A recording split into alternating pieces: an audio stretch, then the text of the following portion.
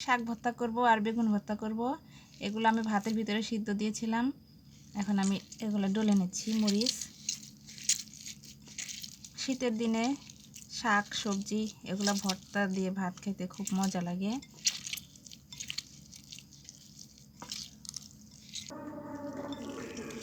কাঁচা পেঁয়াজ দিয়ে ভর্তা করব, সেজন্য আমি কাঁচা পেঁয়াজ কুচি করে রাখছিলাম, ওগুলো দিয়ে ডলে নিচ্ছি। এখন এর ভিতরে সরষের তেল দিয়ে দেব।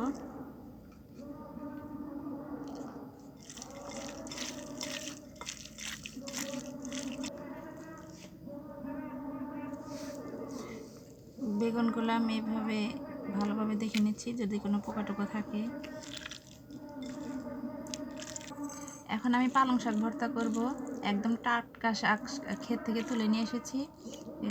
পালং শাক ভর্তা খেতে খুব মজা লাগে, গরম ভাত দিয়ে খাওয়া যায়। হয়ে গেছে আমার ভর্তা।